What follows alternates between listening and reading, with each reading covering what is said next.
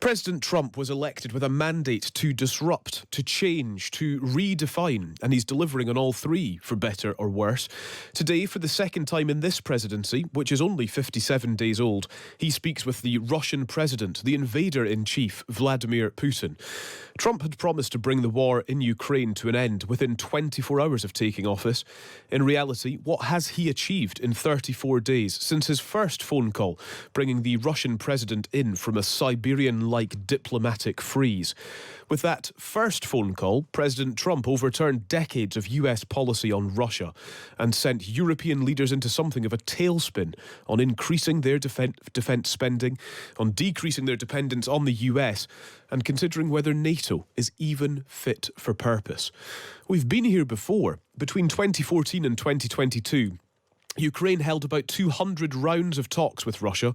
20 ceasefire agreements were reached. All of them were quickly violated by Russia. None prevented Putin's all-out invasion of Ukraine in 2022. The relationship of Trump and Putin is not new either. This is just the next chapter of their story. Almost exactly 7 years ago, in March 2018, Donald Trump phoned Vladimir Putin and congratulated him on his election win, despite an order from his national security advisor at the time not to do that. He ignored his advisors then. This time, they seem to have been scattering around the world to do the president's bidding on a ceasefire. Some 46% of Americans believe the Trump administration is not doing enough to support Ukraine, according to new polling by Gallup. That's a 16-point increase since December. President Trump's bombastic bravado in what is an ongoing phone call with Putin surely betrays a degree of wishful thinking. His rogue idea, whether genuine or rhetorical, to control the Gaza Strip and turn it into a tourist hotspot has been blown up. More than 400 people have died in Israeli airstrikes in the last 24 hours, presumably marking an end to that ceasefire, with a real risk of a return to all-out war. That, of course, was a ceasefire deal that President Trump claimed credit for in the early days of his administration. The art of the deal. President Zelensky of Ukraine, meanwhile, has spent the day in Lviv to pay tribute to Ukrainian soldiers who have died in the war. Disruption, then? Yes. Change? Without a doubt. New definitions? Well, it's often difficult to know what any of it means. Trump 2.0 is certainly putting on a show, and you've got front row seats this afternoon on Times Radio as we calmly and rationally assess where the least conventional president of our lifetimes is taking us to next. This is Times Radio Drive. I'm Callum MacDonald. We await to hear if Presidents Trump and Putin have finished their phone call and indeed what that phone call has yielded. We want details. We are eager for details of what they've been discussing over the last 2 hours. During the election campaign last June, President Trump's now Deputy Assistant, Seb Gorka, told John Pinar on this programme how he expected the president would negotiate peace in Ukraine. Within 24 hours of the inauguration, he will, behind closed doors, with very short words, he will make it clear to both Vladimir Zelensky that he must negotiate. There are things right now he cannot get back, including Crimea, but he must negotiate. He will say the same to Vladimir Putin on the hotline from the Resolute desk in the White House, and he will say, I'll give one tip away that the president has mentioned. He will say to that murderous former KGB colonel, that thug who runs the Russian Federation, you will negotiate now, or the aid that we have given to Ukraine thus far will look like peanuts. That's how he will force those gentlemen to come to an arrangement that stops the bloodshed. Well, that was the preview. Let's speak now to Catherine Philp, World Affairs Editor for The Times, to try to understand the reality. Catherine, good afternoon. Hello, Callum. Really good to speak to you. I'm quite struck by what Seb Gorka said there, albeit many months ago. If that was the strategy that is unfolding even now as we speak on the phone call between Trump and Putin, do you think that is real? Do you think he will be using language like murderous thug, ex-KGB colonel? Not at all. Not if the last phone call they had was anything to go by. We got a readout of that afterwards through, in Trump's own words, as he posted on Truth Social, and he was really much more flattering and warm about Vladimir Putin.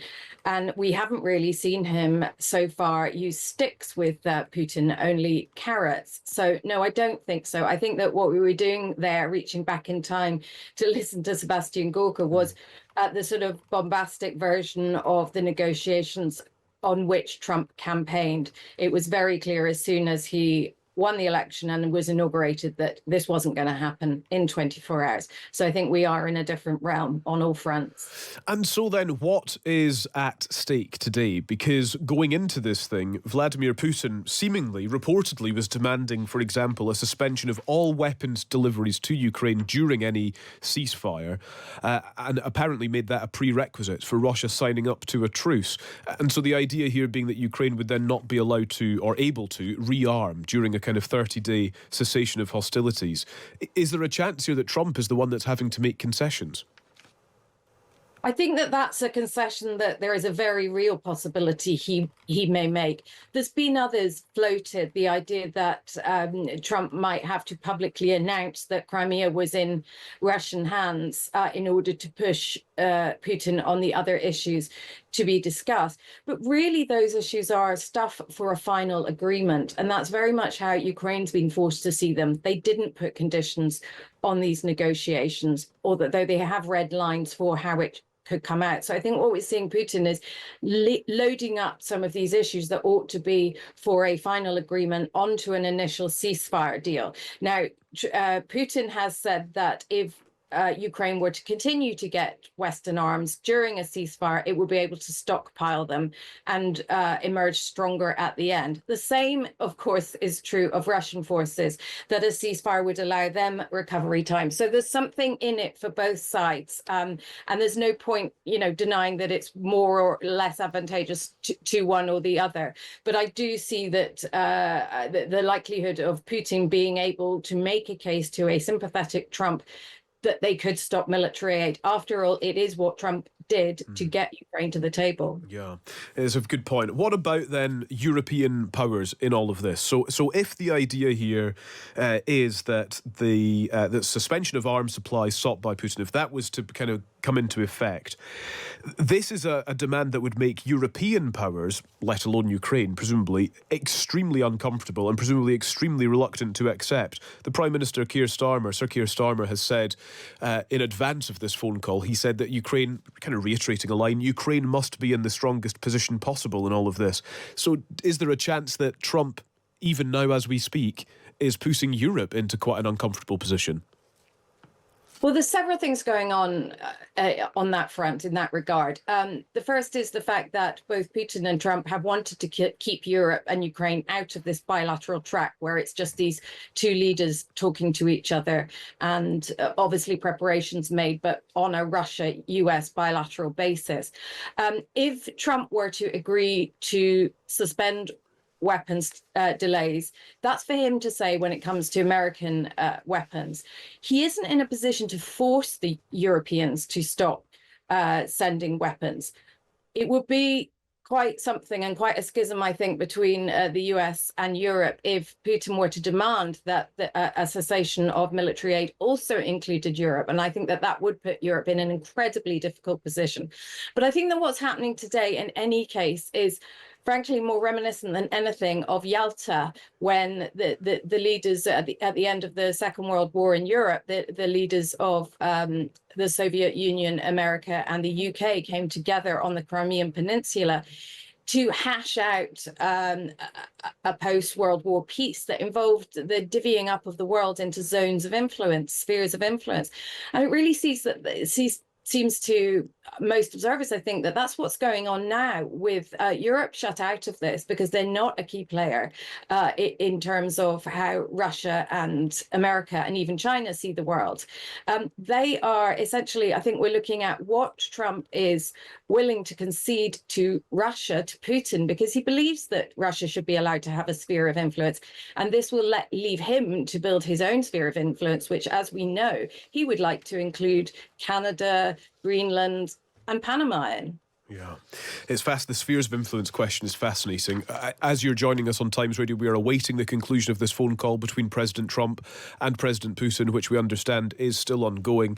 Catherine, just a final thought. And I mentioned a moment ago this idea that between 2014 and 2022, there were potentially hundreds of rounds of talks with Russia, between Ukraine and Russia.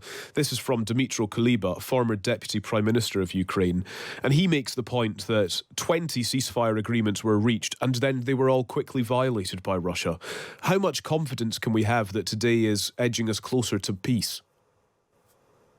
Well, that's a great question. And this is one of the reasons that very, unpleasant scene unfolded in the Oval Office, because Zelensky was trying to say to J.D. Vance, this is very difficult for us to accept, this diplomatic track, simply because Putin's word is not good for anything. I mean, I think we all remember how he said he wasn't going to invade Ukraine until he did.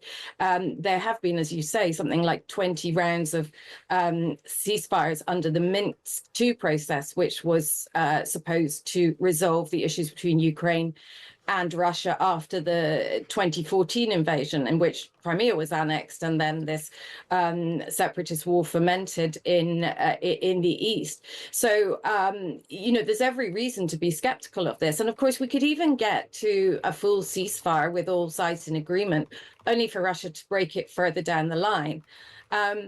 I think there's plenty scope for Russia to do that militarily, but I don't think we're ever going to see Russia march on Kyiv again, even if it does come back at some stage, possibly when Trump's already left the White House and doesn't wish to own this process anymore.